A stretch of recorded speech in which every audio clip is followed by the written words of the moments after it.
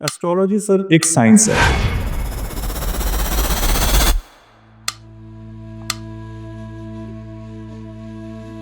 पेशे से वकील हैं। इंडिया में चंडीगढ़ में 10 से 12 साल में हाई कोर्ट में आपने प्रैक्टिस करी है, हज़ारों केस हैंडल किए हैं। एस्ट्रोलॉजी सर एक साइंस है। जैसे मेडिकल साइंस है, डॉक्टर्स का अपना फील्ड है, इंजीनियर्स का अपना फील्ड है, इसी तरह से ये एक साइंस है। इसको किसी भी धर्म से नहीं जोड़ के देखा जा सकता। हिंदू, सिख, अदर कम्युनिटीज से डॉक्टर के पास क्या हम ये सोच के जाते हैं कि ये डॉक्टर सिख है, ये डॉक्टर हिंदू है, ये डॉक्टर मुस्लिम है। कुछ ऐसा कोई श्लोक बताए, कोई मंत्र बताए जिससे एकदम ही नेगेटिव हो रहा हमारा दूर हो जाए और हम बच पाए। एक ऐसा गुरु मंत्र, उसको आप जिंदगी में अपना लें, आपको कोई भी कहीं पे भी आप खड़े हो, चाहे भूतों के बीच में आप खड़े हो, तब भी आपको कोई चीज स्पर्श नहीं कर पाएगा। वो है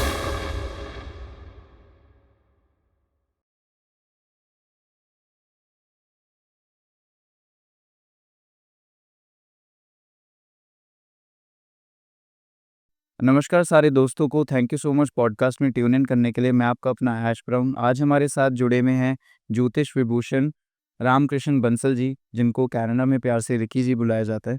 पेशे से वकील हैं। इंडिया में चंडीगढ़ में 10 से 12 साल में हाई कोर्ट में आपने प्रैक्टिस करी है, हज़ारों केस हैंडल किए हैं। जी।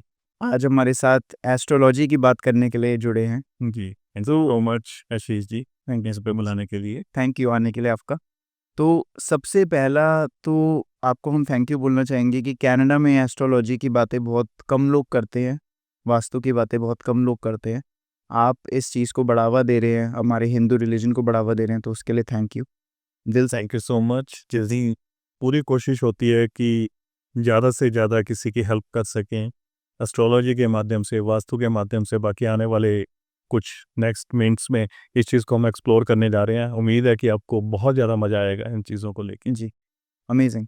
मेरा दिलो-जान से जब से मैंने आपके बारे में सुना, बस एक ही मेरे मन में विचार आ रहा था, ख़्याल आ रहा था, थॉट आ रहा था कि रिकी बंसल जी इतने प्रैक्टिकल इंसान हैं, कोर्ट में आपने केसेज़ लड़े हैं, फैक्ट्स फैक्ट्स के बिना काम नहीं होता लॉ में। जी। तो आप एस्ट्रोलॉजी मतलब कहाँ से ये वाला आपका इंटरेस्ट बना, कहाँ से आप इस फ़ील्ड में आए? इसके बारे में बताइए। बड़ी अच्छी स्टार्टिंग में आपने इतना इंटरेस्टिंग क्वेश्चन पुट अप की है। नो डाउट, ठीक है। लीगल फील्ड में हमारे क्या होता है कि रिसर्च के ऊपर हम चलते हैं, R&D होती है, प्रैग्मेटिक अप्रोच के साथ चलते हैं। जी। अगर कोई लॉयर या डॉक्टर इस फील्ड में आता है, तो अंधविश्वास के तौर पे हम कभी नहीं एंटर होते। अगर हम एस्ट्रोलॉजी के ऊपर बात करते हैं, एस्ट्रोलॉजी एक साइंस है। यो एक ओल्ड सब्जेक्ट है। ऋषि पराशरा से, ऋषि मुनियों के टाइम से चलती आ रही है। उस टाइम पे उनके अंदर इतनी कैपेबिलिटीज होती थी, इतनी क्वालिटीज होती थी कि ऊपर का तारामंडल जो होता है, सौर मंडल होता है, जिसको हम कॉस्मिक एनर्जीज कहते हैं, कॉन्स्टलेशंस कहते हैं, उनके ऊपर वो यहाँ से बैठे-बैठे उसका अंदाज़ा लगा लेते थे कि अब ये प्लैनेट यहाँ पे शिफ्ट हो रहा है, इसने यहाँ पे शिफ्ट हो रहा है, इसने यहाँ पे शिफ्ट हो रहा है। उस चीज़ को साइंस आज की डेट में प्रूव कर रही है, उसको एक्नॉलेज कर रही है। जी। मेरा इंटरेस्ट इसमें 10th ऑनवर्ड्स काफ़ी रहा है। मैंने काफ़ी बुक्स पढ़ी हैं, उसके बाद मैं सर्टिफाइड कोर्सेज़ वगैरह की इसके ऊपर पे किए हैं। मेरा ये मानना है कि ये science as well as spiritualism का मिक्स ब्लेंड है। जो जब हम होरोस्कोप को कास्ट करते हैं, होरोस्कोप बनाते हैं, उस टाइम पे हमें सारा मैथमेटिकल कैलकुलेशंस लेते हैं, जिसमें ज़्यादातर लॉन्गिट्यूड लैटिट्यूड का मेन इफ़ेक्ट रहता है। जी। आज के युग से इस चीज़ को मैं जोड़ना चाहूँगा आशीष जी। आप खुद ही बताएँ, अगर आप प्लेन में ट्रैवल करते हैं, इंडिया से कनाडा आ रहे हैं, इंडिया से यूएस जा रहे हैं, तो प्लेन किस तरह से, उसको क्या पता होता है कि एक ही डायरेक्शन में जाके वो कनाडा में लैंड करवा देता है? बिल्कुल सही। ऑटो पायलट पे लगा देते हैं। लॉन्गिट्यूड लैटिट्यूड उसकी एक सबसे बड़ी एक बैकबोन है। एस्ट्रोलॉजी लॉन्गिट्यूड लैटिट्यूड के ऊपर ही डिपेंड है। सारे प्लैनेट्स लॉन्गिट्यूड लैटिट्यूड के ऊपर डिपेंड है। उसके बाद फिर आता है कि कौन से प्लैनेट का आपस में फ्रेंडली कॉम्बिनेशन है। उसके बाद आता है कि कौन से प्लैनेट एक्सॉल्टेशन सिचुएशन में है, कौन सा प्लैनेट डेबिलिटेशन सिचुएशन में है। ये सारी साइंस है। जी। जब हम बात करते हैं कि रेमेडीज साइड पे आते हैं, तो वहाँ पे हमारा कुछ ना कुछ स्पिरिचुअलिज्म साथ में अटैच हो जाता है। रेमेडीज में दान, पुण्य, जप, तप, किस तरह के हमें कोई चीज़ हम कहते हैं कि ये चीज़ वीक है। अगर कोई हमारा बोन मसल वीक है, कोई बॉडी का कोई पार्ट वीक है, तो हम डॉक्टर के पास जाते हैं, थेरेपी लेते हैं। वो कहते हैं जी कि आपका ये विटामिन कम है, इसको आप लेना स्टार्ट कर दो, आपकी बॉडी हील हो जाएगी। सिमिलरली एस्ट्रोलॉजी में ये चीज़ पाई जाती है। जी, तो मतलब जो एस्ट्रोलॉजी है, ज़्यादातर मैं इंडिया से हूँ, काफ़ी सारे लोग एस्ट्रोलॉजी को इंडिया से रिलेट करते हैं, मतलब हिंदुइज़्म से रिलेट करते हैं। राइट। तो जो एस्ट्रोलॉजी की अगर हम बात करें, तो क्या ये सिर्फ़ हिंदुइज़्म से रिलेटेड है या एक अलग-अलग रिलीजन से भी रिलेटेड है? Right, very interesting. Astrology sir एक साइंस है, लाइक जैसे मेडिकल साइंस है, डॉक्टर्स का अपना फील्ड है, इंजीनियर्स का अपना फील्ड है, इसी तरह से ये एक साइंस है। इसको किसी भी धर्म से नहीं जोड़ के देखा जा सकता। मेरे पास मल्टी हंड्रेड ऑफ केसेस ऐसे हैं जिसमें हर धर्म से, हर रिलीजन से, हिंदू, सिख, अदर कम्युनिटीज से लोग आते हैं और हम उनको रेमेडीज उसी अकॉर्डिंग सजेस्ट करते हैं। कभी भी ये नहीं होता कि आप मंदिर में जाके ये दान पुण्य करें। जी, गुरुद्वारा साहब में भी लोग जाके दान पुण्य करते हैं। गुरुद्वारा साहब में भी उनके जो पाठ होते हैं, उनकी अकॉर्डिंगली वो अपने रिचुअल्स के अकॉर्डिंग, कस्टम्स के अकॉर्डिंग उसको मानते हैं और उनको फ्रूट्स मिलते हैं, रिजल्ट्स आते हैं। क्रिश्चियनिटी में किसी हर फील्ड में, यहाँ पे क्रिश्चियनिटी में, इवन की मोहम्मदन पीपल भी कुछ ऐसे हैं जो फ्रंट फुट पे आके नहीं कहना चाहते या नहीं डिस्कस करना चाहते, लेकिन एट द बैक डोर वो हमारे पास आके कंसल्ट करते हैं। एक प्राइवेसी, सिक्रेसी रखना, कॉन्फिडेंशियल रखना, वो एक हमारा सबसे ज़्यादा प्राइम फोकस होता है जी। उन चीज़ों को हम रिवील नहीं कर सकते, लेकिन हाँ, कनाडा की इस धरती के ऊपर कोई भी ऐसा मेरे को आज तक नहीं लगा कि किसी भी रिलीजन या सेक्ट का बंदा हो जिसको मैंने डील ना किया। किसी भी एज का भी कह सकते हैं, बड़े, छोटे एज के, क्या लगता है आपको मतलब मेजॉरिटी? बिल्कुल ठीक है। जब बच्चे का बर्थ होता है, समटाइम्स क्या होता है, कोई कहता है ये गंडमूलों में पैदा हुआ है। गंडमूल एक बड़ी एक कॉमन वर्ड्स है। जी। तो गंडमूलों का बच्चे में पैदा होना मीनिंग उसी टाइम से उस बच्चे की हॉरोस्कोप के ऊपर काम करना शुरू कर देते हैं। बच्चों को आजकल बड़ा फ्रीक्वेंटली पाया जाता है कि जॉन्डिस हो जाता है। तो उसके लिए डॉक्टर के साथ-साथ फिर वो हमारे पास आते हैं कि किस तरह की रेमेडीज़ आप करवाना चाहते हैं ताकि इसका ये ठीक हो जाए बच्चा। जल्दी इसका नामकरण किस तरह से करना है, नामकरण के लिए हमारे पास आते हैं। From the starting of birth till the end of life, जब बंदा लास्ट मोमेंट पे हॉस्पिटल में पड़ा होता है तब भी वो कहते हैं, एक पुरानी कहावत है, कहते हैं यहाँ पे दवा काम नहीं करती, वहाँ पे दुआ काम करती है। जी। जी। तो हर फैमिली को होता है कि अगर हमारे एल्डर्स भी हैं, लास्ट स्टेज पे हैं, द इवनिंग स्टेज पे हैं, तो उस टाइम पे फिर हम पूछते हैं कि सर क्या करना चाहिए? हम कहते हैं इनके नाम का महामृत्युंजय का पाठ करवाओ, इनके नाम का ये दान पुण्य करो, इनके नाम का कोई कहीं पर लंगर लगवाओ, ताकि उनको ज़्यादा कष्ट ना हो। हम ये नहीं कहते कि टोटल मेडिकल साइंस से दूर हो जाओ, हम कहते हैं इस चीज़ में as a tonic, as a supplement इन रेमेडीज़ को ऐड ऑन कर लो। Of course, of course. नहीं, मेरा मतलब मेरा भी मानना है कि पहली चीज़ की एस्ट्रोलॉजी बहुत पावरफुल है, क्योंकि coming from a Indian background, एक इंडिया से कोई भी इंसान आता है तो बचपन से पूजा करते हैं।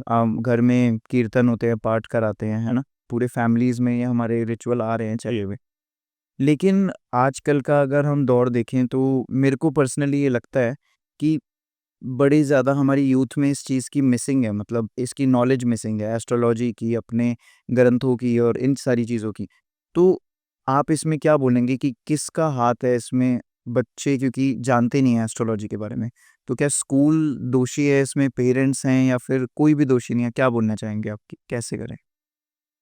मैं इसमें दोष किसी को नहीं देना चाहूँगा, ये लैकनेस मैं कहूँगा कहीं न कहीं हमारे फैमिलीज़ जब हमारे ब्रिंगिंग अप होती है बच्चों की, तो उस टाइम पे हमारी उनके साथ कनेक्शन में कहीं न कहीं कमी रह जाती है। हुँ, बच्चे को मंदिर लेके जाते हैं, लेकिन उसको लॉजिकली हम बताते नहीं है कि साइंटिफिक तरीके से इसका मतलब क्या है? सिर झुकाने का मतलब क्या है? पहले बहुत एक इंटरेस्टिंग लाइन मैं यहाँ पे ऐड करना क्या चाहूँगा। हम जाते थे पुराने टाइम पे, हमें कहते थे कि पैरी हाथ लगाओ, बुजुर्गों के, आशीर्वाद लो। जी, उसका रीज़न क्या था? बॉडी के अंदर जो एनर्जीज़ होती हैं, अगर किसी को बाय चांस करंट लगता है, तो सबसे पहले वो करंट बॉडी के ऊपर के पार्ट से होके पैरों के राही निकलता है। ठीक। मीनिंग देयर बाय जो भी कोई good vibes, good positivity, negativity किसी भी प्रकार की होती है, जब हम चरण स्पर्श करते हैं, उनके अंदर का जो साधु संत महात्माओं का ऑरा होता है, उनके अंदर की गुड वाइब्स होती हैं, गुड एनर्जीज़ होती हैं, हमारे हाथों के राही वो हम अपने अंदर ग्रहण करते हैं। क्या इसीलिए क्या बात! सुबह उठ के क्या मान्यता है कि सबसे पहले अपने हैंड्स रब करो। सबसे पहले उठ के अपने हैंड्स को देखो।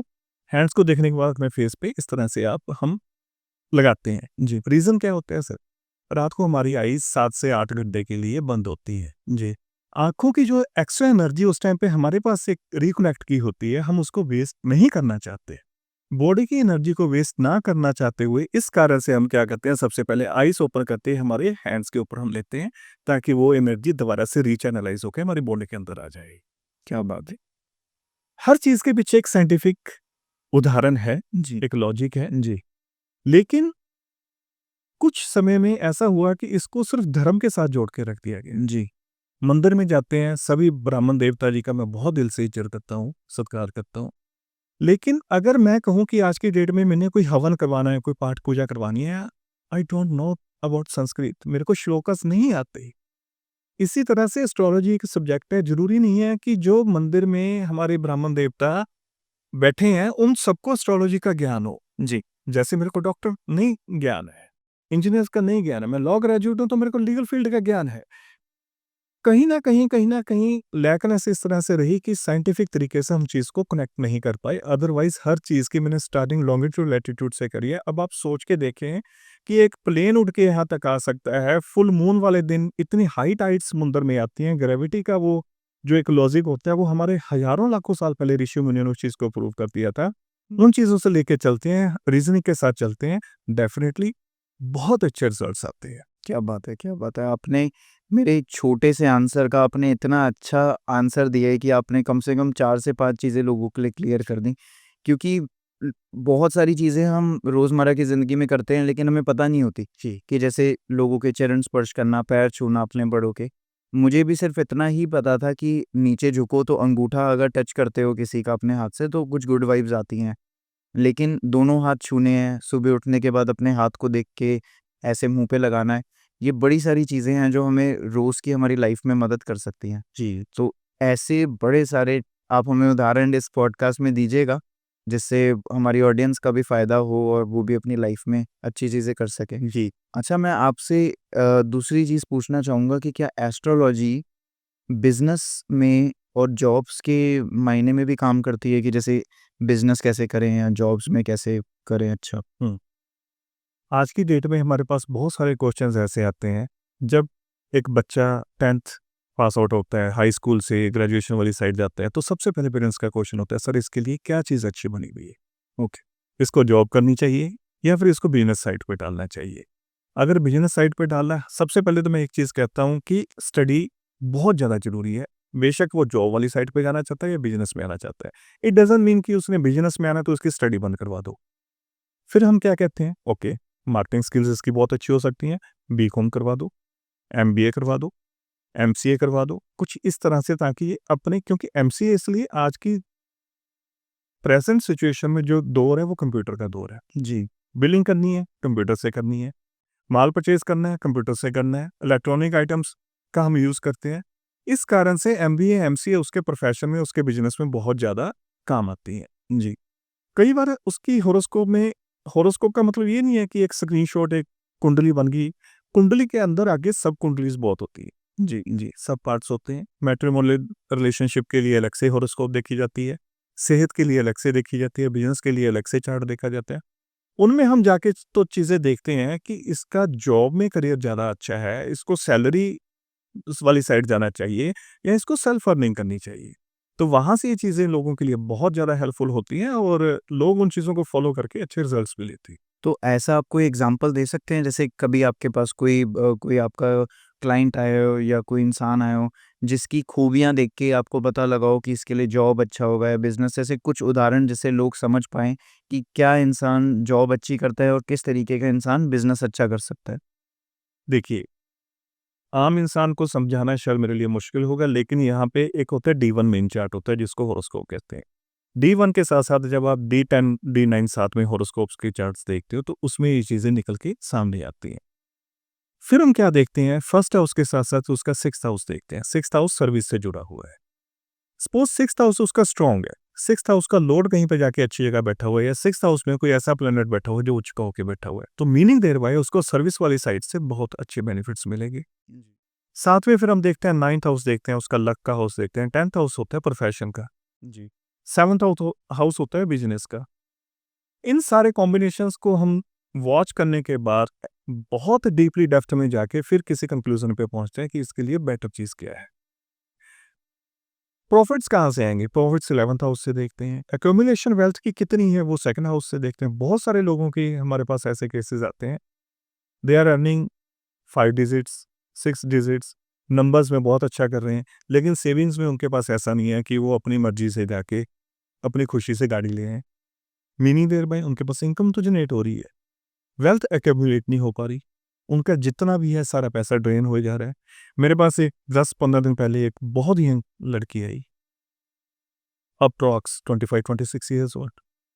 शी इज़ डूइंग एक्सेल, बहुत अच्छा उसका अपना फ्लुएंसी है, बहुत अच्छा काम कर रही है। लेकिन क्या हुआ, बिज़नेस जितना उसकी आज तक की लास्ट 3 इयर्स की उसकी सेविंग्स थी, 50,000 उसने किसी स्टॉक मार्केट में डाल दिया, $50,000।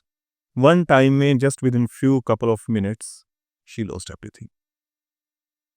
अब अगर उस टाइम पे वो पूछती कि sir is it good time to invest, तो शायद उसको कोई ना कोई एस्ट्रोलॉजर डेफिनेटली कहता कि अभी वेट करो, आपके लिए ये चीज़ सही टाइम नहीं है, सही दशा नहीं चल रही, अभी आप वेट कर लो, उसके बाद इसमें इन्वेस्ट करना ताकि आपके पास रिजल्ट्स अच्छे आएँ, आपके पास इसकी प्रॉफिट्स अच्छे आ सके।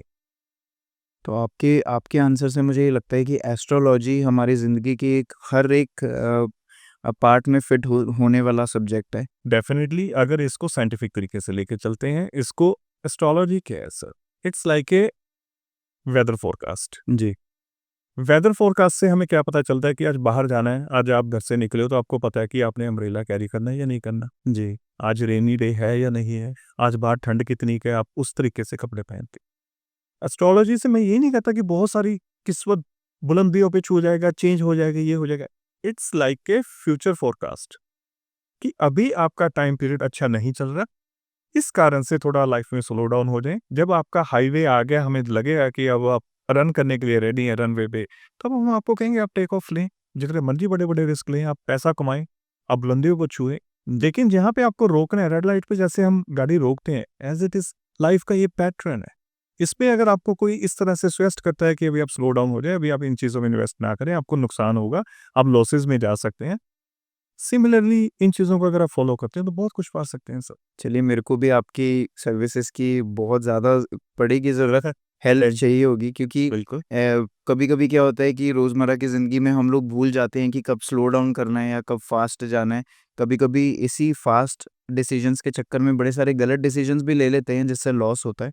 तो वहाँ पर मुझे लगता है कि एज़ अ अमेज़िंग एस्ट्रोलॉजर और अमेज़िंग फ्रेंड आप हमारी बहुत ज़्यादा मदद कर सकते हैं। At any time round the clock आपके लिए हमेशा हाजिर हूँ। जो जितनी बेस्ट फाइन सेंसेस परमात्मा की तरफ से साइंस आएंगे, आपकी हेल्प करने के लिए हमेशा तैयार हूँ।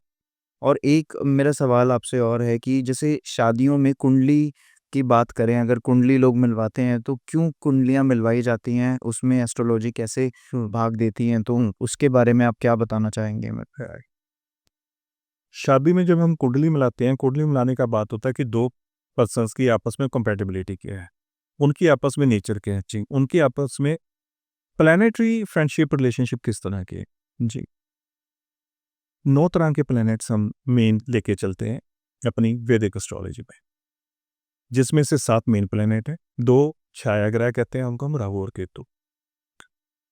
सपोज फॉर एग्जांपल मेरा मून साइन जो है वो लियो है, सामने वाले इंसान का जो मून साइन है वो सैटर्न से जुड़ा हुआ है, वो एक्वेरियस है या फिर कैप्रिकॉर्न है। हमें पता है सूर्य और शनि की आपस में बनती नहीं है।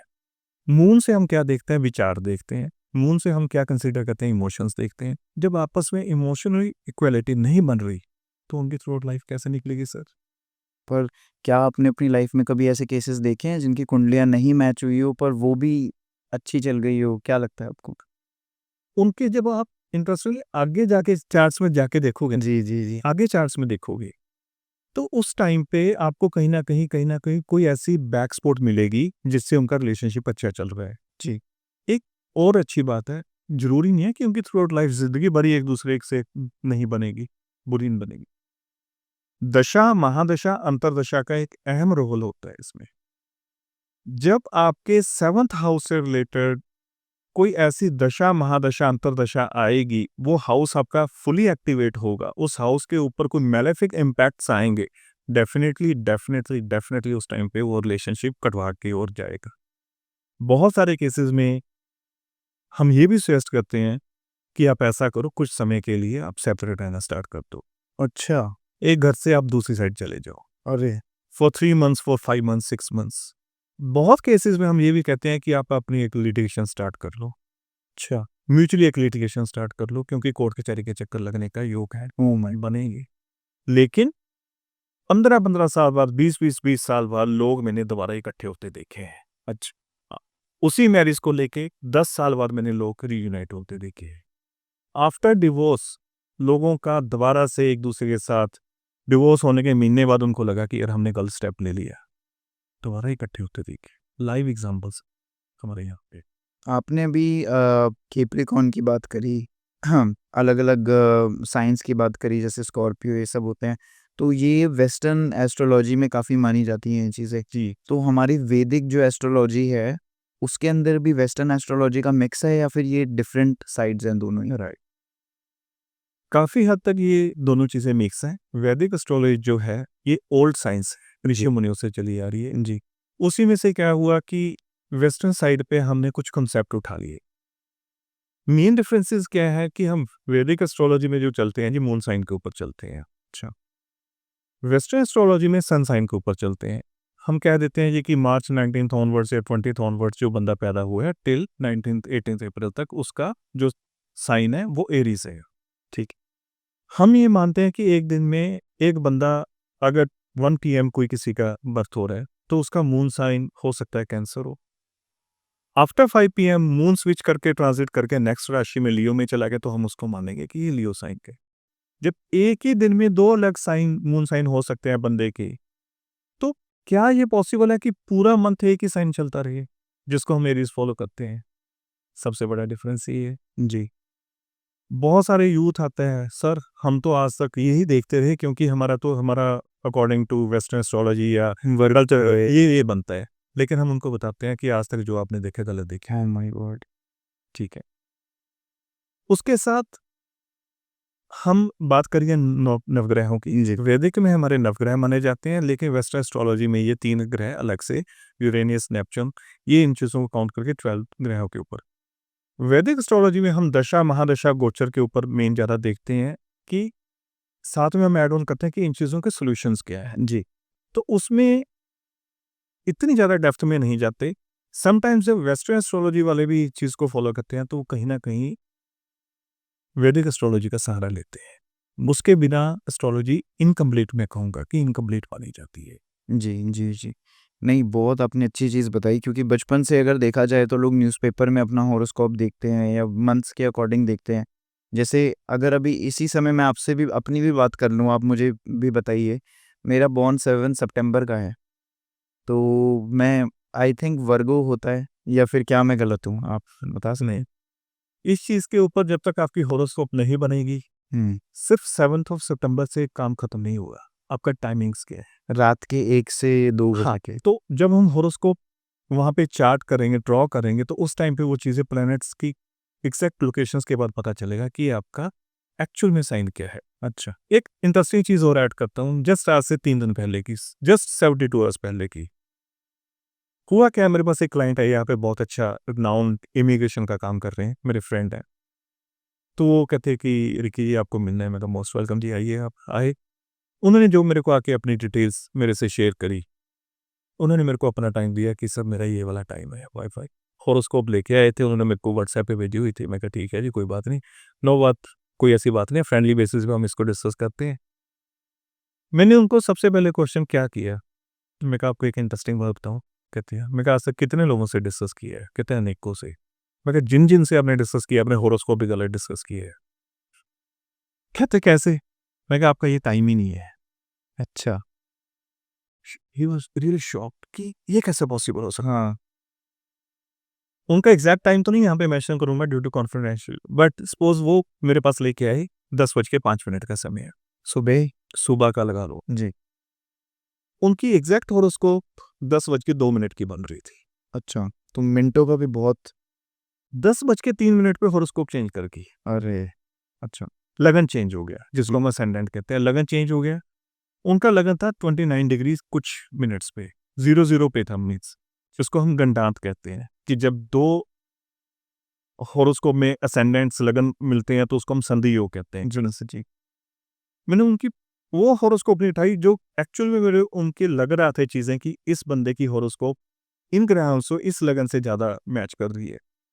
जो उनको परमात्मा ने हमें दिखाया करा वो चीज़ें क्वेश्चंस उनको पूछी 99.9% वही चीज़ें थी उनकी। तो कहते सर आज तक हम जो भी करते रहे, मैं कहा जी सबसे मेन बात ये होती है कि फाउंडेशन क्या है। जी, हॉरोस्कोप का सबसे अच्छी इंटरेस्टिंग बात ये है कि आप ये चेक करो कि एक्चुअल में ये चीज़ आपके साथ कनेक्ट हो रही है या नहीं हो रही।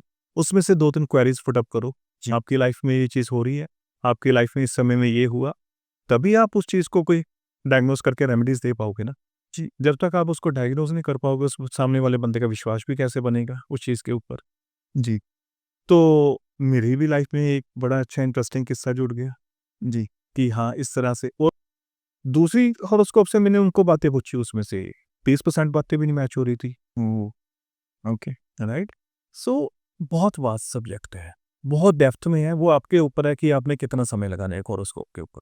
चलिए अगर अगला आपसे सवाल पूछने से पहले अगर हम कुछ एक इंटरेस्टिंग सी चीज़ करना चाहें अगर आपकी इजाज़त हो तो अभी यहाँ पे लाइव बैठे-बैठे आप मेरे से कुछ क्वेश्चंस पूछिए, देखते हैं कि क्या आप मेरे से पूछते हैं, मैं जवाब दूँगा आपको, जो भी मेरे को आंसर आएगा मन में पहली चीज़। आप बताइए कि आपको क्या लगता है मेरा हॉरोस्कोप या कुछ भी आप मेरे बारे में कुछ अगर बता सकें या क्या लगता है आपको? देखिए, हॉरोस्कोप साइंस के ऊपर डिपेंड है। जी, जो अभी आपका क्वेश्चन है, वो एक बॉडी रीडिंग के ऊपर है, बॉडी अपीयरेंस के ऊपर है। जी, फेस रीडिंग के ऊपर। जी, ये ज़रूर हो सकता है कि हाँ जी, आपके जब आपने मेरे को बोला कि आप सितंबर बोर्न हो, आप वर्गो हो, तो उसमें कुछ प्लैनेट्स की आपकी डिग्रीज़ निकल के आ सकती हैं, कुछ प्लैनेट्स की आपकी प्लेसमेंट निकल के आ सकती है, कुछ प्लैनेट्स टाइम के अकॉर्डिंगली आपकी ये चीज़ समझ आ सकती है कि ये प्लैनेट इसका यहाँ पे होना चाहिए। बहुत सारे केसेस में हमने ट्राई किया है, बट टाइम कंज्यूमिंग है, मैथमेटिकल कैलकुलेशंस है। It's not a game for a couple of seconds, अच्छा, इट विल टेक टाइम। अच्छा। डेफिनिटली मिल सकता है। आफ्टर कंक्लूडिंग द पॉडकास्ट आपको मैं बोल दूंगा आप अपनी हॉरोस्कोप देख लो, हाँ मेरे को टाइम बता दो, आप अपनी डेट बता दो, उस अकॉर्डिंग मैं आपको प्लैनेट्स बता दूंगा कि आपके प्लैनेट्स यहाँ पड़े हैं, ये प्लैनेट चेक कर लो यहाँ पे पड़ा होगा ये प्लैनेट्स। लेकिन उसके लिए डेप्थ में जाना पड़ेगा, मिनिमम 3 to 5 मिनट्स का समय लग सकता है। कोई कॉपी पेन की जरूरत नहीं है, माइंड की कैलकुलेशंस है।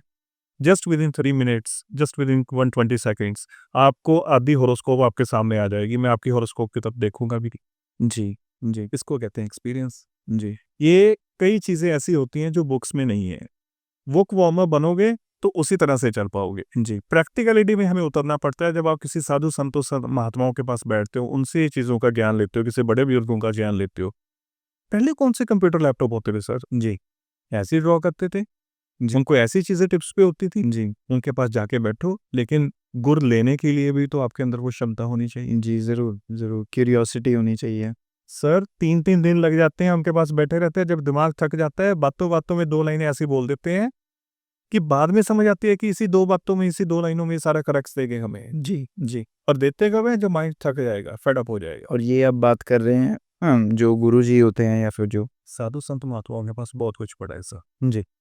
उनकी अपनी इतनी सिद्धियाँ होती हैं, उनके पास इतनी गॉड गिफ्टेड आइटम्स होती हैं चीज़ों को लेके। अगर वो चाहें आपको 10 मिनट में इतना बना सकते हैं, 10 मिनट में इतना बना सकते हैं कि आपको आने वाले टाइम का आपका पता चलना शुरू हो जाएगा। क्योंकि उनकी बॉडी के अंदर इतनी हाई एनर्जीज़ है। हमने वेल्थ एक्यूमुलेट की है, उन्होंने ये चीज़ें एक्यूमुलेट की है। आई थिंक उनका सबसे बड़ा धन है। उनका सबसे बड़ा वेल्थ वही चीज़ है, जो उन्होंने वो एक्यूमुलेट किया। देना किसको है? आशीर्वाद क्या चीज़ है? आशीर्वाद उसी का पार्ट है। जी, आशीर्वाद हम जाते हैं उनके पास क्यों जाते हैं? क्योंकि उनकी वाणी के ऊपर, कंठ के ऊपर सरस्वती माता विराजमान है। जी।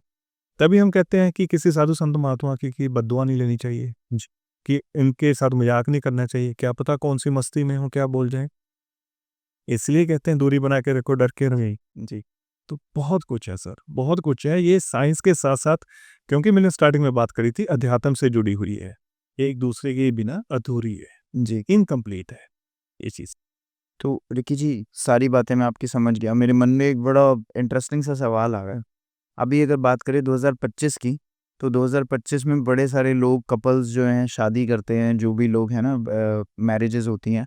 आई थिंक बहुत एक परसेंटेज है जो लव मैरिज हो रही हैं, लव रिलेशनशिप्स होते हैं। अरेंज मैरिज का दौर जो है चला गया। तो चला गया या नहीं चला गया, इसमें आपका क्या विचार है? आपको क्या लगता है क्या चीज़ बेटर होती है? क्या ये पर्सन टू पर्सन डिपेंड करता है कि उसके लिए क्या बेटर है? तो आपका क्या मानना है मतलब इन चीज़ों में? जी, हॉरोस्कोप से रिलेटेड मैं ये कहूँगा कि इसमें हमारा 5th house, 7th house, 9th house 3 houses देखने बहुत ज़्यादा ज़रूरी होते हैं। 5th हाउस होता है हमारा लव रिलेशनशिप से रिलेटेड, 7th हाउस होता है हमारा मैट्रिमोनी से जुड़ा हुआ, पार्टनरशिप से जुड़ा हुआ, 9th हाउस होता है हमारा डेस्टिनी, फेट, लक से जुड़ा हुआ।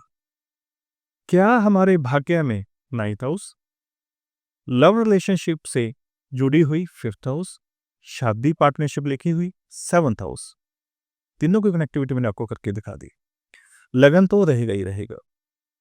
उनमें प्लैनेट्स के कॉम्बिनेशंस किस तरह के हैं?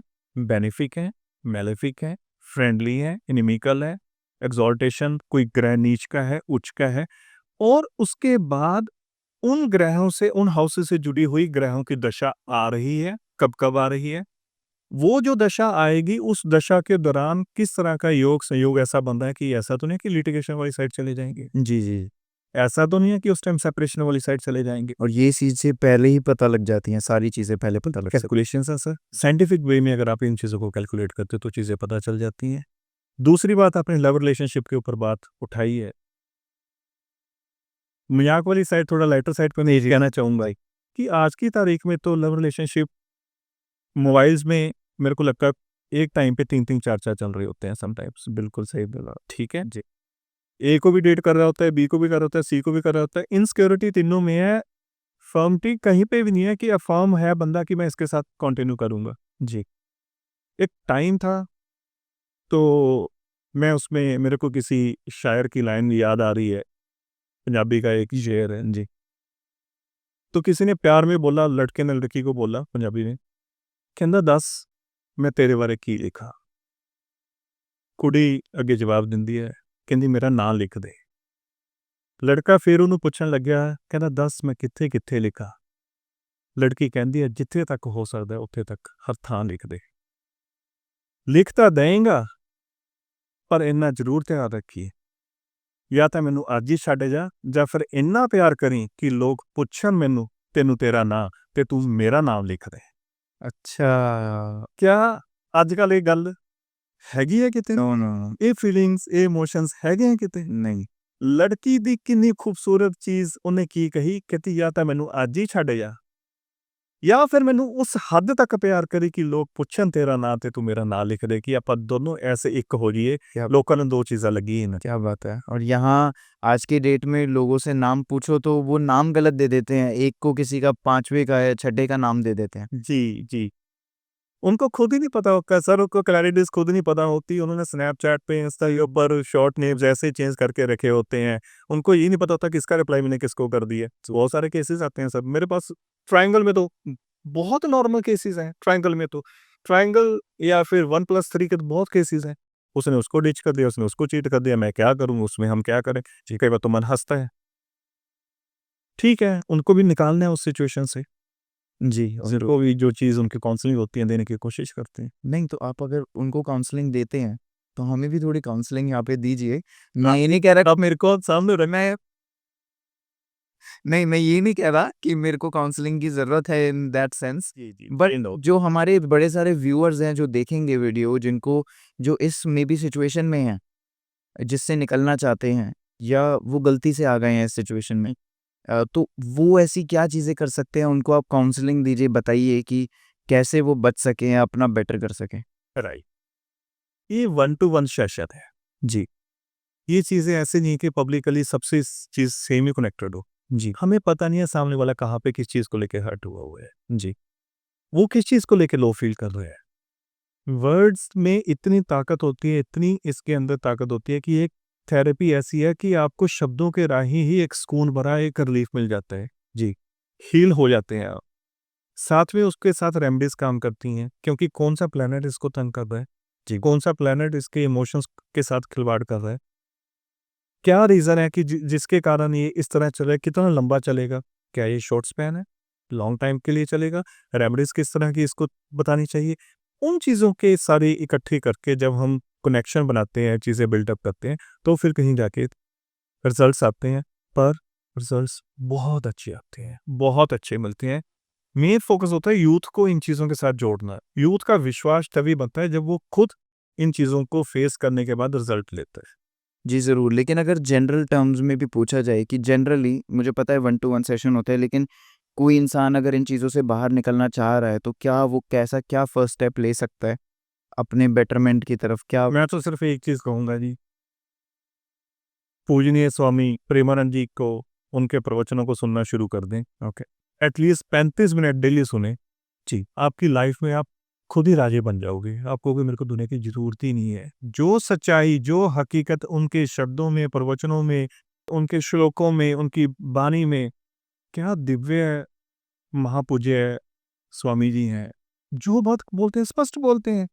इतना यूथ जा रहा है, अपने-अपने ऐसे-ऐसे क्वेश्चन्स रख रहे हैं कि हम किसी के साथ शेयर नहीं कर सकते। उनको भी इतने अच्छे ढंग से वो सामने वाले को उसका आंसर रिप्लाई करके दे रहे हैं कि बेटा नाम जप ही सब कुछ है। किसी भी फॉर्म में जुड़ जाओ, भगवान से जुड़ जाओ, नाम जप करना शुरू हो जाओ, आप अंदर से हील होना शुरू हो जाओगी। आपके अंदर एनर्जीज़ अपने आप ऑटोमेटिकली एक्टिवेट होनी शुरू हो जाएगी, नेगेटिव ऑराज़ आपसे दूर होना शुरू हो जाएँगे। जी। जब हम ऐसे पूज्य पावन संतों महात्माओं की शरण में जाते हैं, उनकी अपनी ही एक एनर्जीज़ है। जी।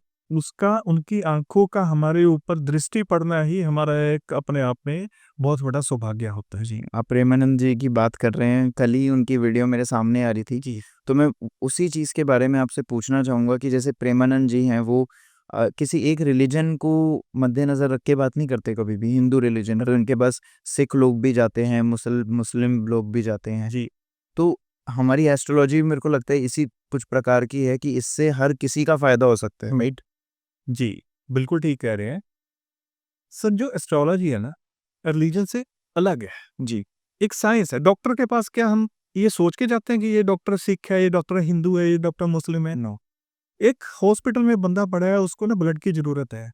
आज तक एक भी इंसान मेरे को दिखा दो जिसने कभी पूछा हो कि ये ब्लड जो आप मेरे को दे रहे हो, डोनेट कर रहे हो, ये किस जात का है, किस धर्म का है, किस बिल्कुल कम्युनिटी से जुड़ा हुआ है? बिल्कुल सही बोला। सिर्फ़ एक चीज़ कहते हैं, ए प्लस चाहिए, हाँ, बी प्लस चाहिए, ओ पॉज़िटिव चाहिए, ओ नेगेटिव चाहिए। जी, वहाँ पे जब ज़िंदगी के साथ हम जूझ रहे होते हैं, तब तो हमारे परिवार वाले भी जो इतने कट्टर होते हैं, जो कहते हैं कि ऑनर किलिंग्स तक जाते हैं कि हमारी बेटी ने ये स्टेप ले लिया तो ऐसा कर देंगे। वहाँ पे जाके क्यों नहीं कहते कि हम ये ब्लड नहीं इसको चढ़ाने देंगे जी? या ब्लड की वेरिफ़िकेशन कोई नहीं करता। क्यों नहीं करवाते? जी, स्वामी महाराज जी ये कहते हैं सबका धर्म अपनी जगह है। धर्म से ऊपर उठो, इंसानियत वाली साइड जाओ। जी, भूखे को खाना खिलाओ, कुत्ते की, गाँ की, जिसकी सेवा हो सकती है करो। अब शायद मैं 2 लाइनें और ऐड कर दूँगा, जी। फ़कीरी से जुड़े ज़रूर। एक बहुत अच्छी एक कव्वाली है। ਇੱਕ ਕੁੱਤੇ ਨੂੰ ਪੈ ਗਏ ਕੀੜੇ ਤੇ ਕੋਈ ਨਾ ਉਸ ਵੱਲ ਤੱਕੇ ਰੱਬ ਦੇ ਜੀ ਤੋਂ ਨਫ਼ਰਤ ਕਰਦੇ ਇਹ ਭੈੜੇ ਲੋਕ ਕਪੱਤੇ ਇੱਕ ਹਾਜੀ ਸੀ ਹਜ ਕਰਨ ਚੱਲਿਆ ਉਸਨੇ ਚੱਕ ਕੁੱਤੇ ਨੂੰ ਗਲ ਨਾਲ ਲਾਇਆ ਤੇ ਰਹਿ ਗਏ ਸਭ ਹੱਕੇ ਬੱਕੇ ਹਾਜੀ तेरा हज कबूल होया तेनू लोड़ नहीं जानदी मक्के। मुझे समझ आ गया कि लोग उस कुत्ते को मदद नहीं कर रहे थे जिसके कीड़े लग गए थे, लेकिन एक आदमी मक्का जा रहा था हज करने, तो उसने उस डॉगी को गले लगा लिया। तो भगवान ने उसको बोला कि तेरे को मक्का जाने की भी ज़रूरत नहीं है, तेरा हज पूरा। तेरा हज पूरा हो गया। तो क्योंकि अब हम ऑल कम्युनिटीज़ की बात कर रहे हैं, इसलिए मैंने ये चीज़, ये लाइनें किसी और चीज़ से उठा के यहाँ पे ऐड करी हैं। अब हो सकता है कि मेरे बारे में लोग कहें कि जी इसको ये चीज़ यहाँ पे ऐड करने की ज़रूरत नहीं थी, ये हिंदू धर्म के अगेंस्ट है, ये उस चीज़ नहीं। धर्म सबका अपनी-अपनी जगह, स्वामी जी से बात जुड़ी हुई थी। स्वामी जी के विचार जो हैं, वो कहते हैं जिसकी भी आपने सेवा भावना से करें, दिल कोमल होना चाहिए। जी। बाहर से जितना मर्ज़ी कछुए की तरह आप हो, खाड़ कर लो अपने आप को, शेल जितना मर्ज़ी स्ट्रॉन्ग कर लो, वरना लोग आपको ज़रूर आके रोन देंगे। राइट? ठीक है? स्वामी जी, मैं भी कल एक परसों वीडियो देख रहा था। कहते एक नाग को नारद मुनि जी ने बोला कि आज के बाद तू किसी को डसेगा नहीं। तो नाग देवता ने बोला ठीक है, मैं आज के बाद किसी को डसूँगा नहीं। 15-20 दिन बाद वहाँ से नारद मुनि जी दोबारा गुज़रे थे, देखा कि साहब तो कुचला पड़ा है। उसको कहते तेरी ये हालत किसने कर दी? नाग देवता कहते आपने करवाई है। कहता मैंने कैसे करवाई है? कहता आपने बोला किसी को डसेगा नहीं, लोगों ने मेरे मार-मार के मेरा बुरा हाल कर दिया। जी, जी। कहते मैंने तेरे को ये बोला था डसेगा नहीं, पर फुकारने को मैंने मना नहीं किया। फुकार तो तेरे को मारनी पड़ेगी तभी लोग तेरे से डरेंगे, वरना तो तेरे अंतिम सांस तक तेरी ज़िंदगी तक छीन लेंगे, कुचल लेंगे। सीखने की बातें बहुत गहरी हैं जी। इस मैसेज में बहुत कुछ है। कड़वाहट उतनी का रखो बाहर से दिखाने के लिए, अंदर से उसके प्रति फिर भी उसकी हमेशा अच्छाई, उसके प्रति अच्छी सोच रखो। उसका कैसे आप डायरेक्टली इनडायरेक्टली भला कर सकते हो, उस चीज़ के ऊपर फोकस करो। आप बदनाम होते हो जाओ।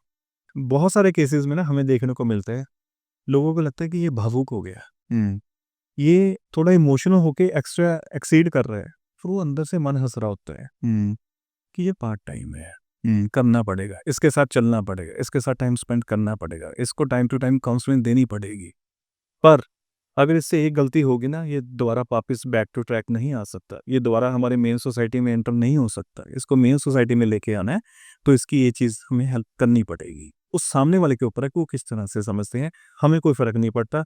हम अपना काम जो करना होता है उसमें लगे होते हैं। आप नेगेटिव एनर्जी की थोड़ी बात करते हैं। कनाडा के अंदर भी दुनिया के हर कोने में नेगेटिव एनर्जीज हैं। राइट। अब उनको आप कुछ भी बोल सकते हैं, लोगों में या भूत प्रेतों में या किसी भी चीज़ में बोल सकते हैं आप नेगेटिव। आपका क्या मानना है? थोड़ा वशीकरण के बारे में भी हमें बताइए कि वशीकरण क्या होता है, और भूत प्रेतों के बारे में कि क्या ये सब चीज़ें असली हैं या फिर सिर्फ मन का वहम है? जी। वशीकरण की अगर मैं शुरुआत करूं, कब हुआ था? जब समुद्र मंथन हुआ था। समुद्र मंथन के उस समय में भगवान विष्णु जी ने मोहिनी का रूप धारण किया था जी। मोहिनी का जब सम्मोहित करने के लिए, क्योंकि उस टाइम पे अमृत को लेके, अमृत के कलश को लेके जो लड़ाई हो रही थी कि राक्षस कह रहे थे हमें चाहिए, देवता कह रहे थे हमें चाहिए। मोहिनी रूप धारण करने के पश्चात तब उन्होंने राक्षसों को अपनी साइड पे आकर्षित किया था। अच्छा, सम्मोहन विद्या, उसी को वशीकरण कहते हैं, किसी को वश में करना। ये आपके ऊपर डिपेंड है कि आप उसको पॉजिटिव तरीके से यूज करते हैं या फिर नेगेटिव तरीके से करते हैं जी। अगर हस्बैंड वाइफ में आपस में डिस्प्यूट चल रहा है, लग रहा है कि आपस में एक्स्ट्रा मैरिटल अफेयर्स में जा रहे हैं, कि आपस में तकरारबाजी हो रही है, उस टाइम पे आप अपने सिद्धियों के द्वारा, मंत्रों तंत्रों यंत्रों के द्वारा किसी को, उसके माइंड को वश में करके न्यूट्रल करने की कोशिश कर सकते हो। उस टाइम पे आपका भगवान भी बहुत साथ देते हैं जी। आप एक अच्छा कार्य कर रहे हैं जी। आजकल वीडियोस भरी पड़ी हैं, यूट्यूब वीडियो, सोशल मीडिया भरा पड़ा है लाखों करोड़ों वीडियो से। घंटे में वशीकरण कराओ, 15 मिनट में आपके पास फोन आएगा, आधे घंटे में आएगा। इतनी जल्दी तो भगवान भी कुछ नहीं करते। इंसान की तो हस्ती ही क्या है जी। वो एक टोटली, मैं किसी के ऊपर कमेंट नहीं करता, पर वहाँ पे हमें अपना माइंड अप्लाई करना चाहिए कि क्या ये चीज़ पॉसिबल हो सकती है। वो जो सहारा लेते हैं समटाइम्स, वो लेते हैं तामसिक विद्याओं का, इलम का, जादू टोटकाओं का जी, जी, जी। उस चीज़ से कुछ समय के लिए कोई प्रभाव पड़ सकता है, लेकिन वाजकीनन उसका किसी ना किसी टाइम पे जाके आपको नेगेटिव प्रभाव देखने को मिलेगा। जो आपने अभी भूत पिशाच की बात करी है, क्या ये होते हैं या नहीं होते हैं? सटीक तरीके से इसके ऊपर कोई भी कमेंट करना बहुत मेरे लिए भी मुश्किल है। रेफरेंस बेसिस पे मैं आपको यहाँ पे कह सकता हूँ, आज से कितना समय पहले हनुमान चालीसा लिखी गई है, उसमें ये शब्द आते हैं, भूत पिशाच निकट नहीं आवे, महावीर जब नाम सुनावे। ऐसे ही बाकी दूसरे धर्मों भी इन वर्ड्स का इस्तेमाल हुआ है। दुनिया में आशीष जी, जो भी कोई शब्द है उसका मतलब जरूर है। अगर ये शब्द है तो इनका मतलब जरूर है, इनका प्रभाव होता है। बनते बनते काम भी करने शुरू हो जाते हैं, घर में गृह क्लेश शुरू हो जाता है, बंदे की हेल्थ खराब रहनी शुरू हो जाती है, डायग्नोज नहीं हो पाता कि क्यों नहीं हो पा रहा, डॉक्टर के पास चक्कर लगते रहते हैं, घर में चीज़ें खराब होनी शुरू हो जाती हैं, पैसा ड्रेन होना शुरू हो जाता है, सड़क पे आ जाते हैं लोग।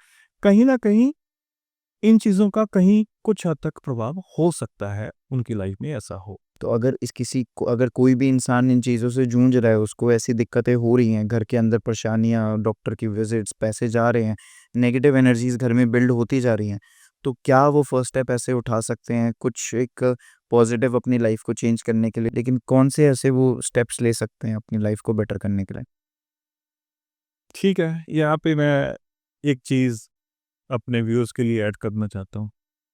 सुबह उठ के डेली एक देसी घी की जोत लगानी शुरू करें घर में, अपने पूजा स्थान में। बिना संडे, बिना सैटरडे कोई इसमें ब्रेक नहीं आनी चाहिए। दूसरी, ये नज़र दोष से जुड़ा हुआ उपाय भी है, ये नेगेटिविटी को रिमूव करने का उपाय भी है।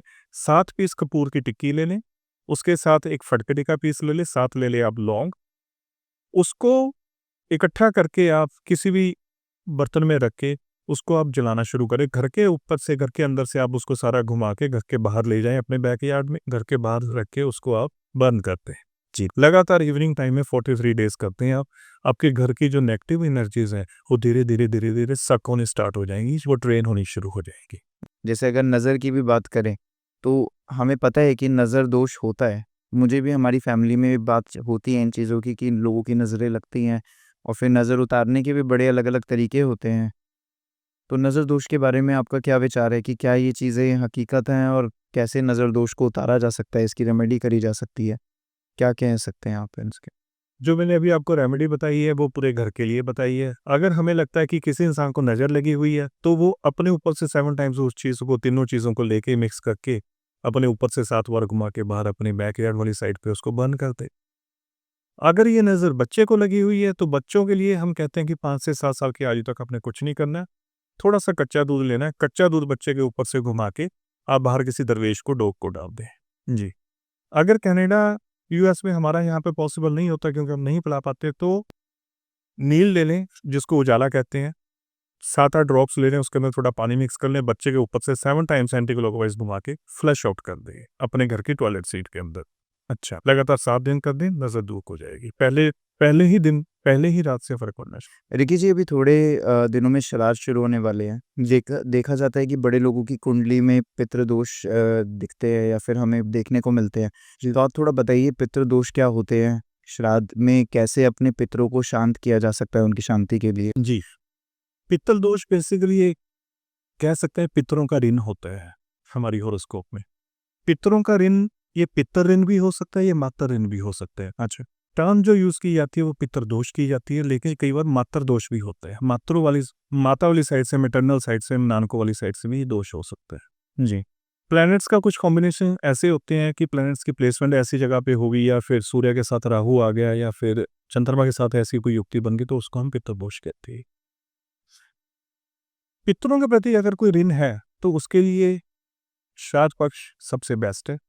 श्राद्ध पक्ष में आप 15 दिन 16 दिन जो ये श्राद्ध के होते हैं, आप उनके निमित्त गाय को हरा चारा खिलाएं। आप उनके जो तिथि है जिस दिन उनका आप श्राद्ध डालते हैं, पंडित जी को घर बुला के भोजन करवा सकते हैं। अगर ऐसा कुछ नहीं पॉसिबल है, आप मंदिर में दे के आ सकते हैं, दान कर सकते हैं। जी जी, बहुत की घरों में कुछ ऐसे पितर ऋण या पितर दोष होते हैं कि वो गया जी जाके, जिनकी फैमिलीज में कोई सडनली अनटाइमली डेथ होगी, किसी ने सुसाइड कर लिया, किसी ने कुछ कर लिया, लेकिन भगवान की साइड से उसकी लाइफ लिखी हुई थी पर उसने ये स्टेप ले लिया, तो ऐसे केसेस में लोग गया जी जाके उनका श्राद्ध करा के आते हैं, पितरों की शांति करवा के आते हैं। जिनकी कुंडलियों में ये घरों में पितर दोष हॉरोस्कोप्स में चलता आ रहा है, हेरिडिटरी चलता आ रहा है, नेक्स्ट टू नेक्स्ट जनरेशन चलता आ रहा है, करें क्या? अगर उनके पितरों की शांति नहीं हो पा रही, त्रिवेणी आती है। त्रिवेणी में 3 तरह के प्लांट दरख्त होते हैं, पीपल, बरगद और नीम। आप सावन के महीने में, सावन में जो हमारे शिव त्रयोदशी आती है, शिवरात्रि जिसको हम कहते हैं, या फिर कृष्ण जन्माष्टमी के ऊपर आप ये स्थापित कर दें, प्लांट्स लगा दें त्रिवेणी का, उसकी लगातार आप लगभग 2-2.5 साल सेवा करें ताकि वो ग्रो हो जाए। उन्हीं को आप अपना मान लें, आप ये वास एक दिमाग में धारणा कर लें कि हमारे पितरों का वास इनमें है। जी। वीरवार के दिन, बृहस्पति वाले दिन आप वहाँ पे उनके सुबह देसी घी के दीपक लगाना शुरू कर दें। यानी कि 2.25 साल अगर आप ये सेवा कर देते हो, आपके घर में पितर दोष शांत होना शुरू हो जाएगा और 2.25 साल में आपका वो नल एंड वॉइड लगभग हो जाएगा। साइमल्टेनियसली वो जो प्लांट है वो ग्रो कर जाएंगे। जी। ठीक है? उसके बाद आप पूरा साल में सावन मास आता है, सावन मास में वहाँ पे आप उन त्रिवेणी की सेवा करें, वहाँ पे आप दीपक प्रज्वलित करें, उनको जल दें, ये, और उसके बाद श्राद्धों में जी आप प्रक्रिया जारी रखें। आपकी कुंडली में, आपके घर में पितर दोष परमानेंटली उसका जो प्रभाव है, नेगेटिव प्रभाव है, वो खत्म होना शुरू हो जाएगा। और त्रिवेणी का जो आपने पौधा बताया, कोई ये तीन पौधों का मिक्सचर होता है, 3 अलग-अलग तरह के पौधे होते हैं। नंबर 1 पीपल, नंबर 2 बरगद, नंबर 3 हम नीम। इसमें हम कह देते हैं त्रिदेवता का वास है। जो भी कड़वाहट, कोई भी किसी ने कोई जहर के कारण, कोई नाग डसने के कारण, कोई एक्सीडेंट के कारण, किसी भी प्रकार का अगर कोई सा बुरा प्रकोप है, वो दूर हो जाएगा। बाजकीनन आपने उनकी सेवा एक पूज्य रूप में करनी है कि ये नहीं है कि आज गए और कल नहीं गए। अंधेरी भी आएगी, तूफान भी आएगा, सर्दी भी पड़ेगी, गर्मी भी पड़ेगी, उसकी प्रॉपर केयर जैसे बच्चों की करते हैं उस तरह से करनी है। जब वो ग्रो हो गए उसके बाद वो आपको खुद ही इतना अच्छे आपकी फैमिली में बेनिफिट्स रिजल्ट्स अच्छे आने शुरू हो जाएंगे। इसके कारण घर में कई बार शादी नहीं हो पाती बच्चों की, घर में वंश वृद्धि नहीं हो पाती। जी, घर में बनते बनते काम, जॉब का इंटरव्यू तक बंदा रीच कर जाता है लेकिन जॉब मिल नहीं पाती, बेनिफिट्स नहीं मिल पाते। जी, अगर आप ये काम करना शुरू कर देते हैं, आपको कहीं बाकी चीज़ों में मैं ये नहीं कहूँगा ना जाओ, करो, अच्छी बात है। उसके साथ अगर आप ये चीज़ को अपनाते हैं, आपको पॉजिटिव रिजल्ट्स आपके सामने 100%। बड़ी जल्दी आने शुरू हो जाएंगे। देखिए जी, एक बड़ा इंटरेस्टिंग क्वेश्चन रहेगा पॉडकास्ट के समाप्त होने से पहले, ख़त्म होने से पहले आपके लिए कि जैसे मेरे लिए एक बड़ा इंटरेस्टिंग क्वेश्चन है आपके लिए कि जैसे आप ज्ञानी लोगों के साथ, साधु महाराज के साथ रहे होंगे इंडिया में, आपको सीखने को मिला होगा उनसे बड़ी सारी चीज़ें। जी। तो कोई एक ऐसी चीज़ बताइए जो किसी साधु ने, किसी महान ज्ञानी जी ने बताई हो आपको कि जैसे कभी हमारे पास कोई नेगेटिव ऑरा आ रखा है या फिर कुछ भी आप कह लो, नेगेटिव वाइब्स आ रखी हैं, जी। हमारे पास हनुमान चालीसा पढ़ने का टाइम नहीं है, हमें कुछ ऐसा कोई श्लोक बताएँ, कोई मंत्र बताएँ जिससे एकदम ही नेगेटिव ऑरा हमारा दूर हो जाए और हम बच पाएँ। तो जी, आशीष जी, बिल्कुल ठीक कह रहे हैं। कई बार हम ऐसी जगह पे खड़े होते हैं कि वहाँ पे हमारे पास कोई भी साधन नहीं होता, ना नींबू होते हैं, ना मिर्च होते हैं, ना हनुमान चालीसा पढ़ने का टाइम होता है। एक ऐसा गुरु मंत्र मैं आपसे, अपने व्यूअर से आप दिल की बात रखना पसंद करूँगा, साझा करता हूँ।